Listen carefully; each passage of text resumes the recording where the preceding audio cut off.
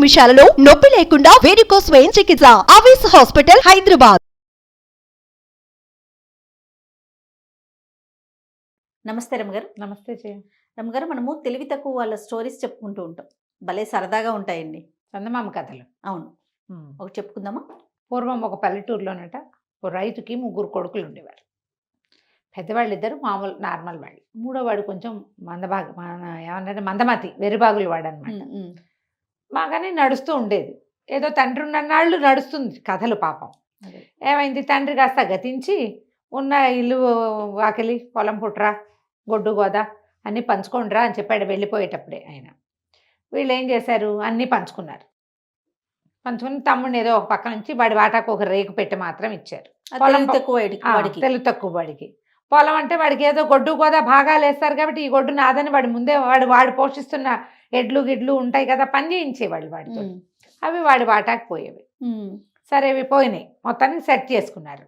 వాడు అక్కడక్కడే తిరుగుతూ ఎవరింట్లో అన్నం పెడితే వాళ్ళ ఇంట్లో అన్నం తింటూ తిరుగుతూ ఉండేవాడు. మరి తల్లి అంటే తల్లి ముందే లేదు పాపం వాళ్ళకి.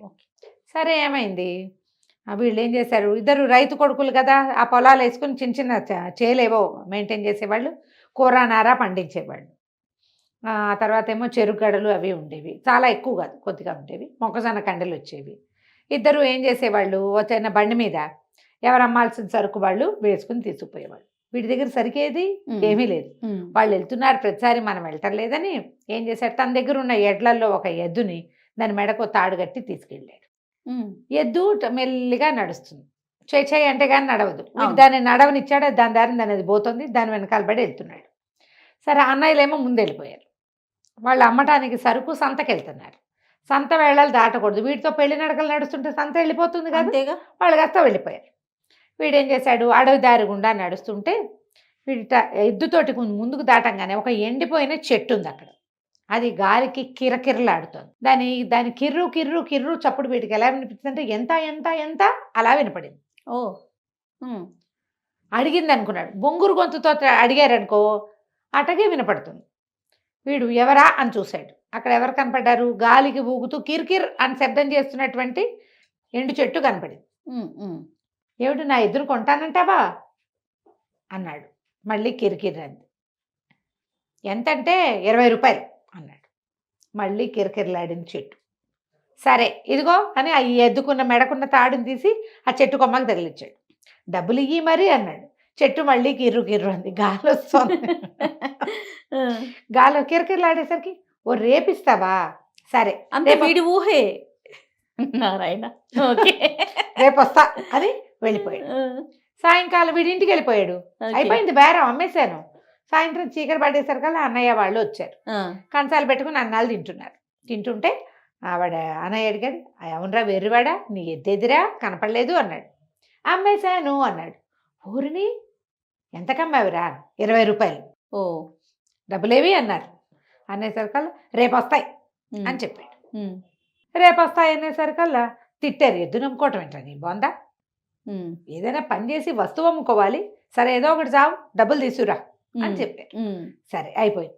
మర్నాడు మనవాడు వెళ్ళేసరికల్లా చెట్టు ఉంది అలాగే కిరికిరి అంటూ, ఎద్దు లేదు. ఎవరో తీసుకుపోయి ఉంటారు కదా. అక్కడి నుంచి వీడు నా డబ్బుల సంగతి మానయ్య వాళ్ళు అసలే కేకలేసారు రాత్రి అన్నాడు. చెట్టు మళ్ళీ కిరికిరు. ఓ ఇవాళ కుదరలేదా అన్నాడు. మళ్ళీ కిరికిర్రు. రేపు ఇస్తావా పోని, రేపు వస్తా, రేపు ఇవ్వాలి తప్పకుండా అంటే చెట్టు మళ్ళీ కిరకిరలాడి ఇంటికి వెళ్ళిపోయాడు.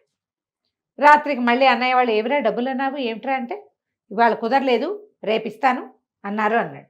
ఇంతకీ ఎవరికి అమ్మేవరా అని అడిగారు. అడిగేసరికల్లా అడవిలో పెద్ద ఎండు చెట్టు ఉంది కదా దానికి అమ్మాను అన్నాడు. అనగానే వాళ్ళ అన్నయ్యలు ఇద్దరు తెగితారు, నీ బోందా చెట్టు కమ్మటం ఏమిట్రా, తెలివి తక్కువ వెధవా, ఇంత తెలివి తక్కువైతే ఎట్టా బతుకుతావురా అంటే, ఏమో నా తెలీదు, అది చెప్పింది అమ్మాను కట్టేశాను అయిపోయింది. ఇవాళ వెళ్ళావు కదా, ఎద్దు లేదు, ఎవడో విప్పుపోయింటాడు, వెర్రి వెధవి నువ్వు అని తెగ తిట్టిపోశారు. ఇంకేమొచ్చినాయి డబ్బులు, ఏం రావు, డబ్బు పోయింది, ఎద్దు పోయింది, ఈసారి గిడ్లని తీసుకెళ్ళబాక నీకు అన్నం దండగాని తెగ తిట్టారు ఇద్దరు. వీడికి చాలా చిరాకు వచ్చింది. ఏమంటే నిక్షేపం అంటే ఎద్దు నమ్మితే 20 రూపాయలు రాకపోగా వీళ్ళ తిట్లు వచ్చినాయి నాకు. మర్నాడు పొద్దున ఏం చేశాడు, గొడ్డలు ఒకటి చేత్తో పుచ్చుకెళ్ళాడు. చెట్టు దగ్గరికి వెళ్ళి ఉంచున్నాడు. డబ్బులైనా ఇవ్వు, ఎద్దైనా ఇవ్వు అన్నాడు. అది కిర్రు కిర్రు అంది. ఏంటి ఇవ్వనంటావా మళ్ళీ కిరికిరన్ నీ అంతు చూస్తా నేను, మొత్తం పేళ్ళేసేస్తా, మర్యాదగా చెప్పు, డబ్బులు ఎక్కడన్నాయో కక్కు, లేదా పేళ్ళేసేస్తా నిన్నన్నాడు. అనేసరికి అది కిర్రు ఏం చేసుకుంటావో చేసుకో అంటోంది అనమాట. అదే కదా, నీ సంగతి చెప్తానుండని చెట్టు మొత్తం కొట్టేసాడు వాడు. అన్ని పేర్లు కొట్టేసరికల్లా అది పాత చెట్టు, దానికి ఒక తొర్ర ఉంది. ఎవరో దొంగలు ఆ తొర్రలో డబ్బులు దాచుకున్నారు. వావ్, వీడు అక్కడి దాకా వచ్చేసరికి ఆ తొర్రలో నుంచి డబ్బులు కనపడ్డాయి. వీడు ఏం చేశాడు, గబుక్కున్న చేతులు అందులో పెట్టి 2 గుప్పెళ్ళతోటి గుప్పెడు డబ్బులు నాణేలు తీసేసుకుని జేబులో కుక్కేసుకున్నాడు. పరిగెత్తుకుంటూ వెళ్ళాడు ఇంటికి. అన్నయ్య వాళ్ళు ఆ పూట సంతకెళ్ళాల, ఇదిగో డబ్బులు వచ్చేసినాయి, చెట్టు ఇచ్చేసింది, ఇవే కాదు ఇంకా బోల్డ్ ఉన్నాయి ఎక్కడ అన్నాడు. అవన్నీ తెచ్చుకోవటం రాదు వాడికి, తెలియలా, వాడికి అంతే తెలుసు. కుప్పెళ్లతోటి తీసుకుని నాణేలు జేబుల్లో పోసుకుని తీసుకొచ్చాడు. అన్నయ్య వాళ్ళని వరి నీ కడుపుడుక ఏమిట్రా అది అంటే, ఆ చెట్టుని కొట్టేశా, పేళ్ళేస్తానని బెదిరించా, అది సరేనంది, నిష్టం చేసుకోపో అంది. ఓహో, చేసేసా. చేస్తే అందులోపల డబ్బులున్నాయి. డబ్బులున్నాయి. అది డబ్బులు దాచుకునే లేవంటోంది దొంగ మొహం అని. మన 20 కాకుండా ఇంకా చాలా తెచ్చాను, ఇంకా అక్కడ బోల్డ్ ఉన్నాయి అనగానే వాళ్ళ అన్నయ్య వాళ్ళు వాడి నోరు నొక్కేసి పదరా వెళ్దామని చెరుకో 2 సంచులు పుచ్చుకుని తమ్ముడిని వెంట పెట్టుకుని అక్కడికి వెళ్ళారు. వెళ్ళాక ఏమైంది, 2 సంచులు వచ్చినాయి. బాబా 2 సంచులు నింపుకున్నారు. అక్కడి నుంచి పేళ్ళు, ఈ పేళ్ళు మనవే మూటలు కట్టేసి పక్కన పెట్టుకున్నారు. మరి ఇప్పుడు మరి వాళ్ళకి ఆ రోజుల్లో గ్యాసులు కరెంట్లు ఏమున్నాయి, అదే కదా, వంటకి అవే కదా చెరుకు. కుదిరినవేమో 2 తమ్ముడు నెత్తి మీద ఒక మూట పెట్టారు. వీళ్ళిద్దరూ డబ్బు మూటలు చెరుకో మూట ఎత్తుకున్నారు. పేళ్ల మోపు వాడి నెత్తి మీద ఉంది. నడిచి వస్తున్నారు. వస్తుంటే ఆ ఊరి పురోహితుడు కనపడ్డాడు. ఏమిట్రా అన్నదమ్ములు ముగ్గురు ఎక్కడికో వెళ్తున్నారు, సంచులతో మూసుకొస్తున్నారు, ఏమిట్రా అవి అన్నాడు. అనేసరికి వీళ్ళిద్దరూ సైగ చేసుకుని దొండకాయలు మేస్తారు అని చెప్పి అన్నయ్యలిద్దరు దొండకాయలు అన్నారు. మరి మన తెలివైన వాడు చిచ్చి పురోహితుడికి అబద్ధం చెప్తారా, బుద్ధి లేదురా మీకు, పెద్దవాడికి అట్లా చెప్పకూడదు, డబ్బులండి దీని నిండా అన్నారు. వెరీ గుడ్ అనేసరికల్లా వాడు పిచ్చి పెద్దవండి అలాగే వాగుతాడు, వాడు ఏం కాదండి అన్నారు వీళ్ళు. అనేసరికల్లా ఆయనకి వీడు అమాయకుడు అబద్ధాలు చెప్పడు, పైగా వాడికి ఒక ఉద్రేకం. వాడు ఏం చేశాడు, అన్నయ్యని తిట్టేసి, ఇటు అబద్ధాలు చెప్తావా, నాన్న ఇటాగైనా మనకు నేర్పించాడు, నిజాలు చెప్పద్దు అని ఓ సంచి ఓపెన్ చేసి చూడండి, ఓపెన్ చేసి చూపించాడు, ఇవిగోనండి డబ్బులు. ఓకే అనగానే అంత డబ్బు అట్లా చూసేసరికల్లా అబ్బో డబ్బే అని ఆయన ఇట్లా 2 చేతులు అందులో పెట్టి ఇట్లా తీయబోయాడు. డబ్బులు మనవి అని ఫిక్స్ అయ్యాడు కదా. ఈ ఎర్రివాడు ఏం చేశాడు, ఏంటండి అదేం పని చేస్తున్నారండి చూపిస్తే అని చేతిలో గొడ్డలు ఉంది కదా అది పెట్టి ఒక్క పెట్టాడు ఆయన నెత్తి మీద. ఎక్కడ తగిలిందో ఆయన పైకి హరేమన్నాడు. అనగానే వీళ్ళు నిర్కాంతపోయారు. ఎంత పని చేసావురా, ఇప్పుడు ఎట్టా ఇవన్నీ ఊళ్ళో వాళ్ళకి తెలిస్తే డబ్బులు పోతాయి, ఈయన చంపినందుకు లేనిపోని పాపం, మనకి పాపం ఒకటి, శిక్ష రెండోది డబ్బుకి డబ్బు పోతుంది. అందుకని పట్రా పట్టు ఎవరు రాకుండా పూజ చేద్దామని ఓ చోట గొయ్యి తీసి ఆయన్ని పాతేశారు. పాతేసిన తర్వాత వాళ్ళకి డౌట్ వచ్చింది. సాయంత్రానికి ఇంటికి బయలుదేరి వెళ్ళిపోయారు. వెళ్ళాక పెద్దవాడు చిన్నవాడు మాట్లాడుకున్నారు, ఒరే రేపొద్దున ఎవరైనా అడిగితే పాతేసిన చోటు చూపిస్తాడేమోరా, ఓ పని చేద్దాం, మన మేకల్లో ఓ మేకను చంపేసి అక్కడ పాతి పెట్టేద్దామని ఇవి ఇంకో గొయ్యి తీసి దూరంగా, వీడికి తెలియకుండా, వీడికి చెప్తే పంపం చేస్తాడు వీడు, అందుకని చెప్పకుండా దూరంగా ఎక్కడో తీసి ఈ బ్రాహ్మణాయన్ని తీసుకెళ్ళి అక్కడ పాతేసి, అయ్యగారు మమ్మల్ని క్షమించండి, మీ పేరుతోటి అన్నదానం చేస్తాం, మీ ఇంట్లో 2 గుప్పెలు డబ్బులు ఇచ్చేస్తాం, కానీ మొత్తం సంసారం అంతా గుల్లైపోతుందండి, మా తమ్ముడు పొరపాటు వల్ల మమ్మల్ని క్షమించండి అని ఆయన కాళ్ళు పెట్టుకుని దండాలు పెట్టుకుని మూసేశారు. మూసేసి తమ మేకల్లో ఒక బల్సిన్ మేకను ఒకదాన్ని చంపేసి అక్కడ పాతేశారు. ఈ మొదటి గోతిలో పాతేశారు. పాతేసేసారు, అయిపోయింది. 3 రోజులు గడిచినాయి. ఓకే, జస్ట్ 3 రోజులే. ఇంతలో పురోహితుడు కనపట్టలేదని ఊరంతా చెప్పుకున్నారు. చెప్పుకున్న తర్వాత వీడిని మంచినీళ్ళు తెమ్మంది వదిన. మంచినీళ్ళు తెమ్మంటే బావి దగ్గరికి నీళ్ళు తోడబోయాడు మనవాడు. నీళ్ళు తోడుకొస్తుంటే అమ్మలక్కల ఏలక్కలు అందరూ మాట్లాడుకుంటున్నారు. ఎటా ఏమైపోవటం ఏంటండి, చంపేసి పాతేస్తే కాదుటండి మేము అన్నాడు. అనగానే వీళ్ళంతా తెల్లబోయి ఒరే చంపేయటం ఏంటంటే, అవునండి డబ్బుల పేరు ఎత్తాడు. ఎత్తితే మాత్రం నేను మా అన్నయ్య మేమంతా కలిసి డబ్బుల మూటలు తెచ్చుకుంటుంటే పురోహితుడి గారు కనపడ్డాడు, డబ్బులు తీసుకోపోయాడు, నేనేమో గొడవలు పెట్టి కొట్టాను, ఆయన్ని పాతేశాము అనగానే పట్టు పద, ఆ డబ్బుల సంగతి ఏంటో మీ సంగతి ఏంటో చూద్దామన్నారు. అక్కడ దాకా వెళ్ళారు. వెళ్ళాక నువ్వే తవ్వన్నారు.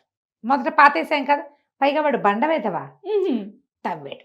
తవ్వాక ఏమండి పురోహితుడి గారికి గడ్డ ఉంది కదండి అన్నారు. అవును అవును అవును అన్నారు. పురోహితుడి గారికి ముందు కాళ్ళు 2 కనపడ్డాయి మేకవి. 2 కాళ్ళు ఉన్నాయి కదండి అన్నాడు. అవును అన్నారు. పురోహితుడి గారికి 2 చెవులు ఉన్నాయి కదండి అన్నాడు. 2 చెవులు ఉన్నాయి. అవును. అదే అదే పురోహితుడు. అయితే చివరిగా చెప్పాడు పురోహితుడి గారికి 2 కొమ్ములు ఉన్నాయి కదండి.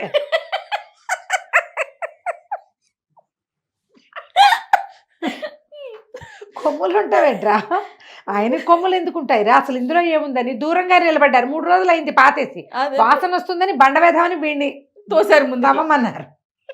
అక్కడి నుంచి ఊరు పెద్దలంతా గబగబా ముందుకు వచ్చి చూస్తే ఏముంది, మేక మొహం కనపడుతుంది. 3 రోజులే అయింది కదా, దాని మొహము కొమ్ములు ఉన్నాయి. ఫ్రెష్గానే ఉంది. మరీ ఫ్రెష్ కాదు, ఒక మాదిరి ఫ్రెష్. నిర్ఘాంతపై ఇదేమిటి మేక ఉంది. బరమ్మ గారి కళ్ళల్లో నీళ్ళు వచ్చేసినాయండి నాకు. ఓకే. మేము పాతేసామండి అంటాడు వీడు.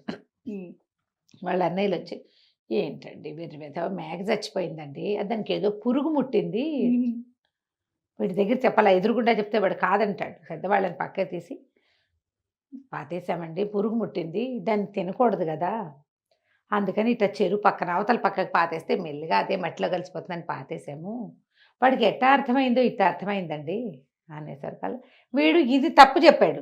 డబ్బుల సంగతి నిజమని వీళ్ళు ఎట్టా నమ్ముతారు? అసలు విషయమే తప్పు చెప్పాడు కదా. దాంతో జనాలంతా వీడు వేరు విధమని పాతేయరా పాతే కనపడ్డాడులే పురోహితుడిని పాతేయించారు. తర్వాత వాడు ఎప్పుడే నిజం చెప్పినా ఎవరు నమ్మేవాళ్ళు కాదు. పాపం. తర్వాత వీళ్ళు ఏం చేశారు, అన్నయ్య వాళ్ళు వాడిని ఇంటికి తీసుకుపోయి ఏదో మెల్లిగా పెళ్లి చేసి ఓ తెలివి గల పిల్లని తెచ్చి పెళ్లి చేసి మేనేజ్ చేసుకోమ్మా అని చెప్పారు. వాడికి ఓ ఇల్లు వాకిలి కట్టించి ఓ 4 గొడ్లు కొనిపెట్టి గొడ్ల పని చేసుకునేలాగా చేశారు. చనిపోయిన ఊరి పురోహితుడికి ఓహో ఇంత డబ్బని ఇచ్చారు. మా నాన్న పేరుతోటి ఇవ్వదలుచుకున్నామని చెప్పి డబ్బు ఇచ్చేశారు. కథ కంచికి మనం ఇంటికి. సూపర్ రమ్మ గారు, ఎక్స్ట్రాడినరీ. రైట్ అండి, నమస్తే. నమస్తే.